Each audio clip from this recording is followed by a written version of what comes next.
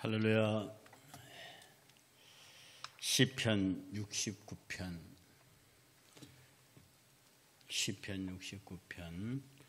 19절에서 36절까지. 시편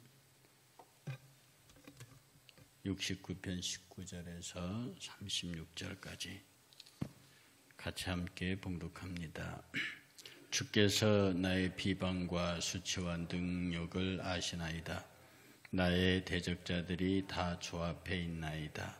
비방이 나의 마음을 상하게 하여 근심이 충만하니 불쌍히 여길 자를 바라나 없고 긍휼히 여길 자를 바라나 찾지 못하였나이다. 그들은 쓸개를 나의 음식물로 주며 목마를 때에는 초를 마시게 하였사오니 그들의 밥상이 올무가 되게 하시며 그들의 평안이 덫이 되게 하소서. 그들의 눈이 어두워 보지 못하게 하시며 그들의 허리가 항상 떨리게 하소서. 주의 분노를 그들의 위에 부으시며 주의 맹렬한 노가 그들에게 미치게 하소서. 그들의 거처가 황폐하게 하시며 그들의 장막에 사는 자가 없게 하소서. 무릇 그들이 주께서 치신 자를 핍박하며 주께서 상하게 하신 자의 슬픔을 말하여 싸우니 그들의 죄악에 죄악을 더하사 주의 공의에 들어오지 못하게 하소서. 그들을 생명책에서 지우사 의인들과 함께 기록되지 말게 하소서. 오직 나는 가난하고 슬프오니 하나님이여 주의 구원으로 나를 높이소서. 내가 노래로 하나님의 이름을 찬송하며 감사함으로 하나님을 위대하시다리니 이것이 소 곧 뿔과 굽이 있는 황소를 드림보다 여호와를 더욱 기쁘게 함이 될 것이라. 곤고한 자가 이를 보고 기뻐하나니 하나님을 찾는 너희들아 너희 마음을 소생하게 할지어다. 여호와는 궁핍한 자의 소리를 들으시며 자기로 말미암아 갇힌 자를 멸시하지 아니하시나니 천지가 그를 찬송할 것이요 바다와 그 중에 모든 생물도 그리할지로다. 하나님이 시온을 구원하시고 유다 성읍들을 건설하시리니 무리가 거기에 살며 소유를 삼으리로다. 그의 종들의 후손이 또한 이를 상속하고 그의 이름을 사랑하는 자가 그 중에 살리로다. 아멘. 벌써 한 주가 다 간 금요일입니다. 날씨도 제법 쌀쌀해질 것 같고요. 건강 조심하시기 바랍니다. 오늘 시편 읽은 69편 19절부터 36절의 그 핵심 단어는요, 내가 근심이 있고 그 근심을 주는 자를 하나님께서 징치하시고 그러므로 내가 하나님께 예배하겠습니다 라고 하는 3단계의 흐름을 가지고 있습니다. 그 19절 첫 절에 보면 뭐라고 되어 있냐면 나의 비방과 수치와 능욕, 이게 내가 타인으로부터 당하는 건데요, 누가 나를 비방해요. 그 다음에 수치, 누가 나로 하여금 부끄럽게 만들어요. 그리고 능욕, 누가 자기의 특별한 목적을 가지고 나를 욕해요. 나를 모욕입니다. 능욕을 다른 말로 하면 모욕이거든요. 그러니까 나를 비방하고 나를 부끄럽게 하고 나를 모욕합니다. 그래서 그 결과로 생겨나는 것이 근심이에요. 우리의 마음의 근심이라고 하는 것은 누가 나를 비방하고 부끄럽게 하고 모욕함으로 내 안에 견딜 수 없는 마음의 고통, 이게 근심입니다. 실상 여러분들이 삶을 이렇게 돌이켜보면 근심 없는 사람이 없거든요. 근 없을 수가 없죠. 근데 그것은 대부분 타인으로부터 오는 그런 것들입니다. 근심을 자기가 만드는 경우는 없어요. 타인이 나를 비방하고 나를 부끄럽게 하고 나를 특정한 목적으로 나를 괴롭히고 모욕할 때 내게 생기는 것은 근심의 덩어리입니다. 그들이 내가 배가 고플 때에 쓸개를 음식물로 줍니다. 그 먹지 못하는 거죠. 내가 목마를 때에 초를 줘야 마시지 못하는 거죠. 어쨌든 근본적으로 나를 힘들게 하고 고통스럽게 하는 사람들입니다. 그래서 근심이 생겨요. 그런데 그 근심에 대하여 22절부터 보면 기도하는 자의 기도라고 보기에는 조금 잔인합니다. 그 내용을 보세요. 밥상이 얼무가 되게 하고 평안이 덫이 되게 하고 어두워서 눈으로 못 보게 하고 허리가 떨려서 제대로 중심도 못 잡게 하고 주의 분노를 그들 위에 부으시며 주의 맹렬하신 노가 그들에게 미치게 하고 그들의 거처가 황폐하고 그들의 장막에 사는 사람이 없고 그 이를 쭉 얘기 들어보면요, 뭐 이렇게까지 상대를 저주하는 기도를 하느냐 하는 생각이 드는데 이것은 그 기도 내용 하나하나에 담긴 뜻을 풀기보다는 핵심은 이겁니다. 내가 하나님의 사람이잖아요. 내가 당신의 자녀잖아요.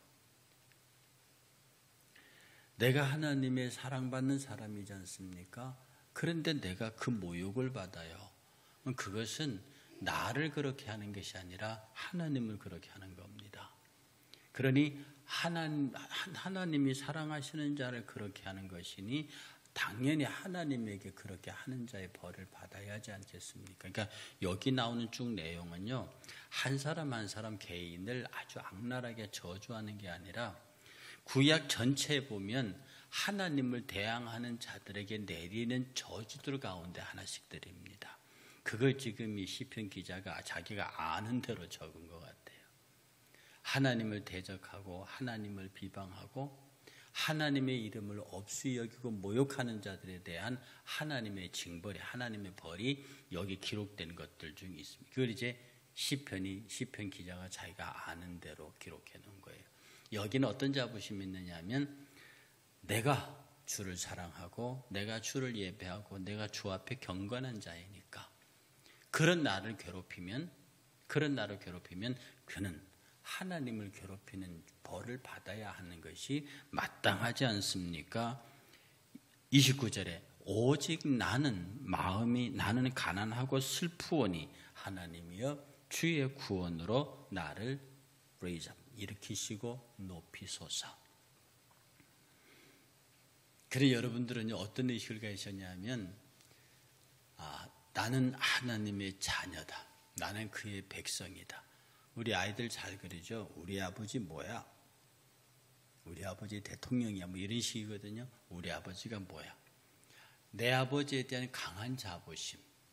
내가 여러분들이 신앙하고 있는 이 신앙의 내용에 대한 강한 자부심.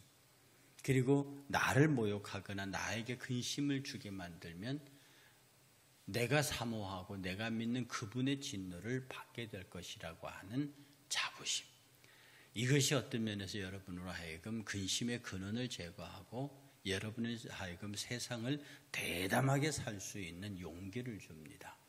누군가 강력한 힘을 가진 분이 나의 백그라운드다. 세상에서도 빽빽하면은 그 백이 무슨 백이냐? 어떤 악의 백이고 어떤 가죽 백보다도 강력한 백이 내 등 뒤에 계시는 나를 도우시는 분이세요. 내 뒤에 누가 있다는 것이 사람들에게는 백이 있다고 그럽니다. 그야말로 나의 백그라운드가 누구냐? 성도의 백그라운드가 누구냐? 그리고 나를 억울하게 나로 하여금 근심을 갖게 만들면 나의 백그라운드가 그걸 가만두지 않으신다. 이렇게 세상을 사는 사람들, 이렇게 신앙생활하는 사람들은 대담합니다. 그래서 근심과 염려가 천만인이 사람이 나를 어찌하리요? 사람이 나를 어찌하리요? 이 강력한 고백 속에 특히 이게 사람이 나를 어찌하리요라고 하는 그 고백은요, 그 고백 속에는 나를 대적하는 사람은 하나님을 대적하는 사람이다. 여기에는 내가 하나님 앞에 나는 마음이 가난하고 슬프다는 고백이, 이건 내가 막 슬퍼서 울고 막 그런 뜻이 아닙니다. 나는 마음이 가난하고 슬픕니다. 나는 마음이 가난하고 애통합니다. 당신이 늘 필요합니다. 당신이 돕지 않으시면 나는 아무것도 하지 못합니다. 마태복음에 나오는 마음이 가난한 자와 애통하는 자에게 주시는 하나님의 복입니다. 그러니 여러분들이 하나님을 향하여 늘 애통함이 있습니다. 늘 가난함이 있습니다. 나는 당신의 도움이 없이는 아무것도 할 수 없어요. 그런데 내가 당신의 뜻대로 하려고 하는데 내가 못하고 있어요. 내가 속이 터져 죽겠어요. 이게 애통함입니다. 마음의 가난함은요, 하나님 늘 당신이 필요합니다. 늘 당신이 나를 도우셔야 합니다. 나는 부족해. 나는 아무것도 아닙니다. 이게 마음의 가난함이고요. 마음의 애통함은요, 내가 그렇게 살아야 되는데, 하나님이 내게 베푸신 은혜대로 살아야 되는데 내가 또 실패합니다. 또 넘어집니다. 내가 정말 죽겠습니다. 이게 애통함입니다. 시편 기자는요, 하나님, 내가 정말 마음이 가난해요. 당신이 도우신다. 당신이 꼭 필요합니다. 그런데도 내가 그렇게 사라지지가 않아요. 그 슬픔이 있습니다. 그 애통함이 있습니다. 이게 하나님의 백성입니다. 이게 하나님의 소유된 자입니다. 내 비록 가난하고 애통하지만 하나님, 나를 누가 비방하고 수치하고 모욕해, 특별히 주 안에서 내가 신앙생활을 한다고, 내가 믿음의 생활을 한다고, 내가 말씀대로 산다고, 내가 예수 잘 믿는다고 누가 나를 비방하고 수치하고 모욕을 줘서 그게 내 근심이 됐어요. 그건 하나님을 모욕하는 거거든요. 하나님을 근심하게 하는 거거든요. 그러니 용서하지 마십시오. 한 개인에게 어떤 저주를 내리라는 말이 아닙니다. 하나님, 이런 건 용서하시면 안 되지요. 그런 뜻입니다. 그리고 그렇게 하는 자들에 대한 하나님께서 조치해 달라고 하는, 벌 주시라고 하는 그 기도 이후에 30절에 보면 내가 노래로 하나님의 이름을 찬송하며 감사함으로 하나님을 위대하시다 하겠다. 마음에 근심 있는 자, 남의 비방을 받고 수치를 당하고 모욕을 받은 자의 그가 가난하고 애통한 마음으로 그가 할 것은 하나님 앞에 예배하는 일입니다.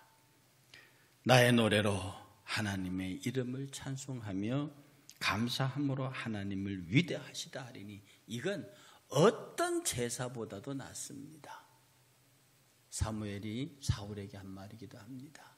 근데 이렇게 내가 하나님 앞을 찬송하는 것은 소, 곧 뿔과 굽 위에 있는 황소를 드리는 것보다, 순종이 제사보다 낫고 하나님 말씀을 듣는 것이 수양의 기름보다 낫다는 사무엘의 이야기, 그것과 같은 맥락 위에 서 있습니다. 그 뒤에 얘기는 전부 뭐냐면 하나님을 기뻐하고 찬송하고 경배하는 그런 모습입니다. 그러니 여러분들은요, 누가 여러분들에게 비방하고 수치를 주고 모욕을 하더라도 여러분이 하나님을 향한 가난함이 있고 애통함이 있는 한 그냥 잊어버리십시오. 하나님이 갚으실 겁니다. 내가 하나님 앞에 가난하고 애통한데 누가 그 일로 인하여 나를 부끄럽게 하고 고통스럽게 하고 모욕한다. 그건 우리 하나님이 가만히 계시는 분이 계실 수가 없습니다. 가만히 계시면 그분 나의 하나님이 아니죠.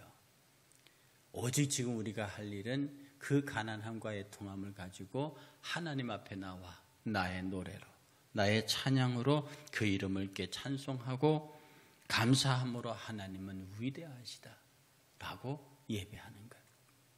이 새벽제단이 하나님 앞에서 더욱더 간절해지는 것은 저와 여러분들의 삶의 영역에서 언제나 도우시는, 월요일부터 시작해서 오늘 금요일까지 내일 토요일을 준비해서 주의 예배를 준비하는 시간 흘러갑니다. 한 시간 넘어갈 때마다 내 마음속에 근심이 쌓여요. 안 쌓일 수가 없습니다. 그 근심은 특별히 외부로부터 오는 것.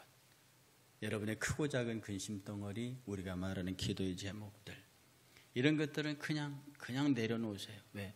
여러분의 하나님 앞에서 마음이 가난하고 애통한 이상 그 마음의 내용을 잊게 하시는 주께서 그 길의 해결 방법까지도 합니다. 고린도후서는 말하기를 네가 사방으로 우겨쌈을 당하여도 쌓이지 아니하며 답답한 일을 당하여도 망하지 아니하고 거꾸로 트림을 당하여도 없어지지 않는, 너는 오직 예수 죽였다는 그 십자가만 메고 있으면 그 모든 일 가운데 너를 형통케 하시는 하나님의 은혜와 역사를 경험할 수 있다고 하는, 하나님은 살아서 움직이는 말씀으로 우리에게 다가와 계시는 분이기 때문에 우리가 말씀에 대한 전적인 신뢰를 가지고 내가 어떻게 하면 그를 찬송하고 내가 어떻게 하면 그에게 감사하고 어떻게 하면 그에게 예배할까, 오직 여러분의 생각에 찬양과 감사와 예배에 집중해 있으면 하나님은 그것을 위해서라도 저와 여러분들부터 찬양과 감사와 예배를 받으시기 위해서, 그것을 위해서라도 우리에게 근심을 주는 대적들을 물리쳐 주시고